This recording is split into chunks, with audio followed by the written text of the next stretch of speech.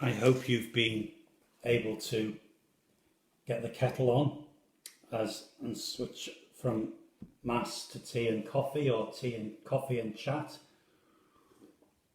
as I have. It's lovely. So it's nice to be together again for this. Um, there were a couple of things. I always, after mass, every mass, I always come back in the house, have a cup of tea or a cup of coffee, and I read through all the comments that come in on the Facebook account during the mass, and often they're just nice and saying peace and thank you and those things. But sometimes people are asking for prayer. So so I'm trying to do all of that at the same time as drink a cup of coffee, talk to you, read the comments that are coming in live now as we're having a conversation. So I'm doing more than one thing at once. Who said it was only women who could multitask? But it might go all very horribly wrong. Who knows? But it's lovely to have this, way of talking and being together, because I love coffee and tea after mass on a Sunday. It's lovely because you just get a chance to say hello in a way that you don't always, and it really builds community. So I hope we can do that today. And so if you want to say something, and I'll comment, I'll read what's coming in live, as well as trying to catch up on the things that were said during our celebration of Mass. I hope you were dancing at the end of Mass. It's a lovely film, Sister Act. I mean, if you're feeling a bit fed up and a bit miserable, if you're struggling a bit at the moment, then it's a great film to have a look at, because it really does, it does, I think, help us to smile and be joyful. So I was thinking, in terms of a little trigger to start our conversation this morning. Somebody sent a message after Mass, I think it was yesterday or Friday, that they were watching Mass. They were at Mass, and their dog was in the garden, and they were watching Mass while they were having a cigarette.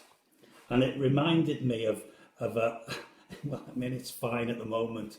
I don't think it matters. And it reminded me of a story that's told, and it's the kind of difference between, Jesuits who are very rigorous or used to be, and a different way of understanding things. And somebody once said to a Dominican, saying we've got a Dominican archbishop, can you smoke while you're praying? And the Dominican said, well, I don't know about that. So they went then to ask a Jesuit, can you smoke while you're praying? And the Jesuit said, no, certainly not, but you can pray while you're smoking. So I think there's something in that. So think about it. It's a bit like, can you watch Mass in your pajamas or with your curlers in or whatever. So it's nice to see somebody from Knaresborough was dancing. Rachel Cunningham's got a lovely cup of tea. I hope, Rachel, that it's been made with great love for you. I know it will have done. I've got a cup of coffee. It's nice to have a cup of coffee on a Sunday after Mass. I noticed Rita was watching. Rita, I thought about you on Friday, Feast of St. Rita of Cassia, and I actually walked past your house and said a little prayer for you and for Vin and for all your family on Friday. So that was nice to just walk past your house and think of you on the Feast of St. Rita.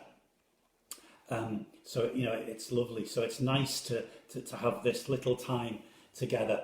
It's a week, more than a week, since we had a tea and chat. It's been an interesting week. I've been doing quite a lot of diocesan work. The Archbishop sends work to do, so I end up doing certain things for him. I've been talking for him to priests who he's asking to move in the summer, because the diocese still has to carry on, and we've got to to make sure that there are different moves of priests that take place. So you can imagine that's not an easy task to do. But thank God, the priests we've got, we've a great group of priests in this diocese. I mean, we really have. I mean, there's a few odd bods, but then, I'm sure there's lots of odd bods everywhere. But mostly they're very generous people. They're very good and, just want what's best. So, even though I've had to ring some people up and say, the Archbishop would like you to leave where you are and go somewhere else. It's been with great enthusiasm. I think that's maybe the word of today. Enthusiasm. It's nice to see that. Can you say hello to Father Aidan at St. Charles's? Yes, Father Aidan on the edge of Sefton Park there. And I'm not whether he'll be watching this, but it's nice to say hello to him. It's nice to know there's people from. It's lovely because there's people from all over the world who've made connections through our parish, all over the world, and Formby. So that's nice. I think Formby is probably part of the world as well. So it's really it's really nice to have those kind of connections. Patty Bannon says it was. It was Father Matt's brother Joe who died. Was it? No, I don't think so. I'm not aware of that, so no. So it's nice to have Kevin wants more tea and chat at 5 o'clock. Well, we'll see over the next few weeks, see what happens. But I think things are unfolding and changing. As I said at Mass, we've got the Holy Hours this week. Now they're not tea and chat, but they're a chance for us to be together again. And it is lovely to have these opportunities to be together. It's funny, but even though there's no congregation at Mass, in the sense of there's only me in the church, it never feels as though there's just me, obviously, because the Blessed Sacrament's there. So I'm conscious that I'm in the presence of God, but I'm also very conscious that I'm in the presence of everyone who's watching. Sandra, we're working for when the churches will be open. I'm chairing a committee in the diocese that's getting things ready. We're hoping we'll be able to open for private prayer, certainly by the beginning of July. But I know Cardinal Vincent Nichols is working with the government to try and help them understand what a church means to Catholics, as opposed to some other Christians who don't have the same need to be in the building, in the church, in the presence of the Blessed Sacrament as we do. So, I'm hoping that, we'll be able to get things moving quickly. But obviously it's not, the most important thing in all this is that we're safe. And it's a very holy thing to keep each other safe. I sometimes think that Mark, hello, Mark Brennan's friend, I know who you are, Lisa, that's nice to know who you are. But it's a very holy thing to keep each other safe, to look after each other's health. And I often say that, we clap for the heroes of the NHS and for carers, and rightly so. But I want to clap for all those people who do so much just to make sure that, when you're out, you keep, a metre apart, 2 metres apart, that you keep, distance from other people. They're the heroes. It's wonderful. So, I think there are lots of heroes around. And I think, whenever we can, nice to wave to all the Baineses. So whenever we can, come back, I think we'll be able to celebrate some wonderful heroes. I really do think, we're very, very blessed in this time, because I think that there is a real blessing that's come from all this. And in the midst of it, you don't always see the blessings, but I think we'll see them.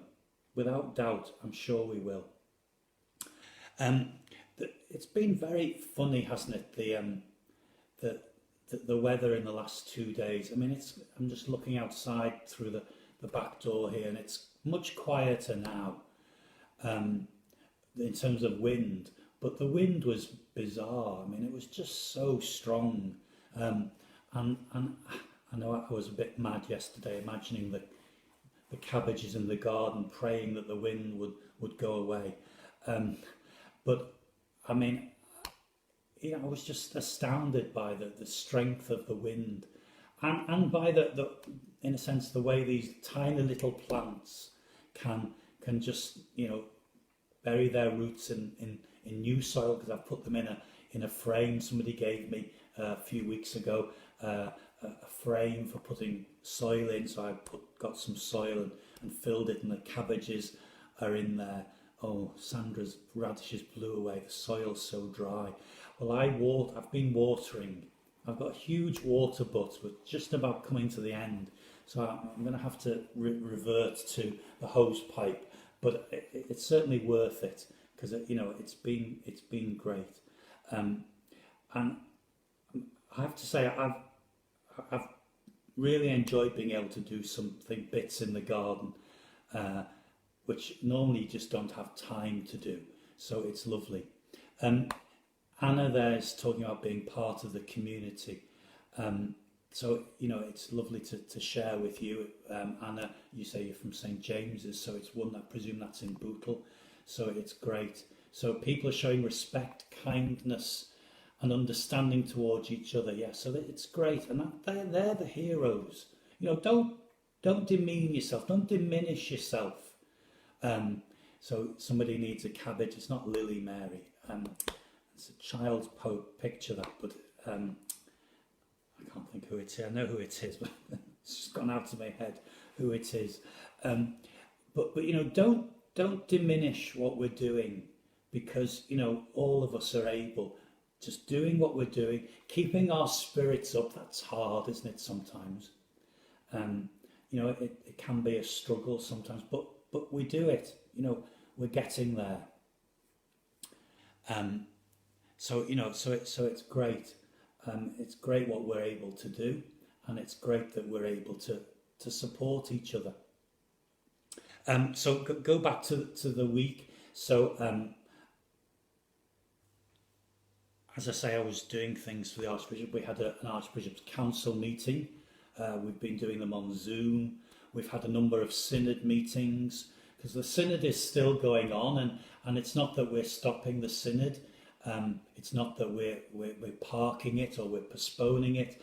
I mean, if the synod tagline, if you like, is what kind of church does God want us to be, then I think God is showing us new ways of being church. Mark Todd, it's nice to see you. I watched something from Mark on Facebook. Mark's a great guitarist and singer. The Yard Dogs. Mark lives in Leyland, so it's nice to know, Mark, you're with us. And we must get the Yard Dogs to Holy Rosary at some point. That would be interesting, but maybe not the loud rock music. The quieter bits. Sorry, showing my age, but that's fine. So we've been having synod meetings, trying to work out what we can do, trying to see what's possible. Kevin, good place for growing cabbages, Goodison Park. Well, I think, Kevin, you deserve to be barred and banned from the Facebook page of our parish. I mean, that's interesting. We've got, in our Holy Rosary Facebook, we've got 997 friends. So it would be nice to get to 1,000, wouldn't it? I wonder who might be the 1,000th friend of the parish of Holy Rosary. So if you're not a friend yet, well, why not sign up to be a friend, and we can perhaps, celebrate you as being the 1,000th member. Yeah, Faye is talking about soft rock, Mark, blues and soul. Splendid. Faye O'Brien's talking about the synod and our synod parish meetings, and we're hopefully going to be able to have some, not too many more, one more parish meeting at some point, to try and make sure we learn the lessons. of all that we've been through. So it's an exciting time. I mean, it's not that we're stopping things and we're waiting for. I mean, we can't do things in the same way. But please God, we'll be able to. I was listening to somebody on the television this morning when I had a fried egg sandwich for my breakfast, and I was listening to somebody from AstraZeneca talking about that the British government have ordered 100 million injections of antidote for COVID-19. So please God, that will happen, and we can get there, which would be a great thing. But in the meantime, life will continue. I have to say, one of the things I suppose is not making me anxious, but I mean, if you know me, you know. I mean, I think I work fairly hard, and what keeps me going is the thought of a summer holiday, and I've already booked holiday the end of August, beginning of September, in a villa in Spain, and I just keep thinking, I hope we can go. And even if I have to come back and self-isolate for 2 weeks, well, I hope I can still go. And I was reading something this morning that the Spanish government is saying everything will be open in Spain from the 1st of July. So, I hope. Somebody's just saying, sorry, it's sometimes hard to read quickly. Jackie, telling the kids not to be embarrassed about being enthusiastic. It's such a gift. It is. Enthusiasm's a wonderful gift. The thing that one of the things I find most difficult is cynicism. It's a horrible thing that can sometimes infect a parish. We can't do that, Father. We tried and it didn't work. People, get that misery that, it won't work. We've tried that before. Oh, nobody will turn up.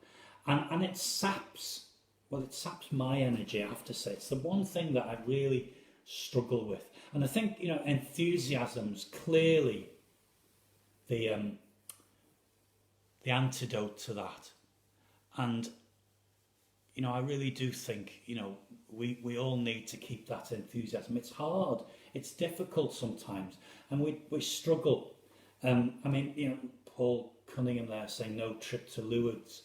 I was reading something from John Tangney at Tangney Tours yesterday, and he was saying they're starting pilgrimages up again, a small one for the 15th of August, and then starting up again for the 21st of August. So, please God, things are beginning to open up. So who knows? Oh, that's a nice thought. Facebook, gin and chat. Gin and chat, that's a nice idea, but maybe, it's difficult.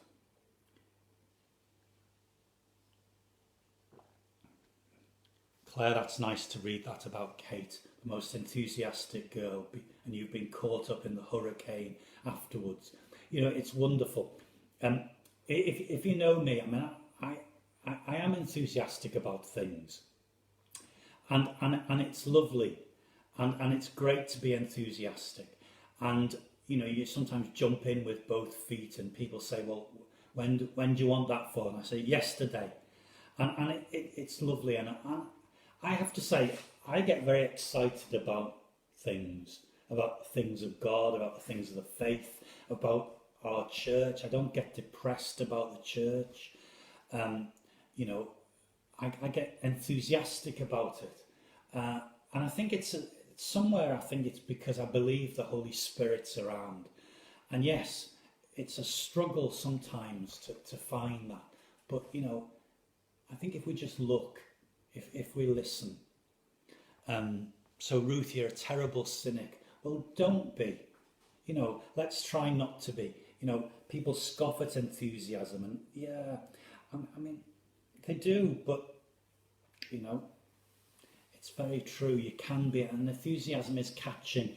I said at Mass this morning that Pope Francis talks about Catholics who have funeral faces. Well, and I'm not going to criticise the Holy Father. I don't do that. But I mean, sometimes when he's saying Mass, he does look a bit miserable. I want to say to him, have you got your sourpuss face on? But then when he goes to talk to people, he comes alive. I mean, he really radiates something. But he doesn't seem to do that when he's celebrating Mass. I mean, he does in the sermon sometimes, but other times maybe he's so deep in prayer. And that's probably it. And the likes of me who easily get distracted during Mass, and sometimes struggle to be deep in prayer during Mass. So maybe, Pope Francis is right in that sense. But he's a wonderful example. I mean, I do love that idea, vinegar-faced. So Irene, yeah, I mean, it's a great phrase, vinegar-faced. But I mean, I can't remember who told me this, but the actual document was written in Spanish, because that's his native language. From Argentina, he speaks Spanish, so he wrote it in Spanish. It was his first document, Evangelii Gaudium, the joy of the gospel. And so in the Vatican they have to translate it. So they translated it first into Italian, and then from Italian it's translated, but listen to this, it's translated into Latin, but then it's also translated into Spanish. I mean, don't ask me why, but that's what happens. I mean, that's the bureaucracy of, things in the Vatican. So, they translated, his Spanish into Italian and then back into Spanish. I mean, he must be very frustrated with all that. But I think it's a lovely. So the fact that in Latin that there used to be, there probably still is, but the guy who used to do it all the time in Rome died fairly recently, who was in charge of Latin, if you like, and they had to invent a new Latin word for sourpuss. So vinegar-faced was the Latin equivalent. So it's been. It's just so funny to think that that's what they've had to do. I think we've gone on for 20 minutes now, so I think that's probably time to... Is Spanish different to Argentina Spanish? I imagine it is, Ruth. Probably quite a lot different. I mean, who knows? I don't know. I'm doing Spanish lessons at the moment. I'm on day 78 of a 10 minutes a day Spanish lesson. And so I'm really pleased I've been able to do that. It's one of the little things I've tried to do each day. Duolingo, it's called, on the iPad. I downloaded this course, and so I'm learning something. I'm not going to try to begin to say anything to you in Spanish because I will be far too embarrassed, and I'll get it wrong if I don't think about it. But it doesn't matter, I'm enjoying it, and please God I'll be able to try it out in the summer. But if not, then I'm not going to give up, I'm not going to be unenthusiastic. I'll just have to find another time to go. So I think that's probably enough for planning for retirement. That'd be nice, wouldn't it? Priests can't retire till they're 75 officially. So that's the age when you retire. We get a pension from the church when we're 75. So I've got at least another 35 years to go. So 75 is it's a lot of years before you can retire as a priest. It would be lovely. I have a wish somehow. I sometimes think I'd like to spend the winters in Spain and be here for the summer when I retire. So who knows? Who knows what's going to happen. The Our Lady in the background, Mary. It's a mirror that was made for me by a man called David Irving from Penwortham. David was one of our sacristans, counted all the money and things. Great guy in Penwortham. And David was, before he retired, he was a teacher in St Mary's in Leyland. Mr. Irving, some will know him. He was the woodwork teacher, woodwork, metalwork and all that. And a very talented man, very humble, quiet man, but lots of very special gifts. And you know, making that was he gave me that as a present, and it's beautiful. You know, he crafted the metal and the mirror, so it's really nice, and it's just a nice background in the kitchen here at Holy Rosary. So it's 10 to 11, 10 to 12. I'm going to go for a walk and deliver a few newsletters. If you see me passing and you want one, then please stop me. I'm then going to come home and do whatever the afternoon brings. Sunday afternoon and evening, I always begin the sermon for next Sunday. So I always do that. I always look at the readings on the Sunday previous so that I can begin thinking and praying about all the things that, you know, might come to mind in the sermon for the following week. So there's that today, Spanish lesson today. I have to thank you for envelopes and things that come through the door. So muy bonita, that's good, very good. And Sue Brennan, and I hope that a cake fairy might drop something off later. That's very nice, thank you, Paul. Cake fairy came on Friday, and I ate them yesterday, 2 little fairy cakes, so that was very nice.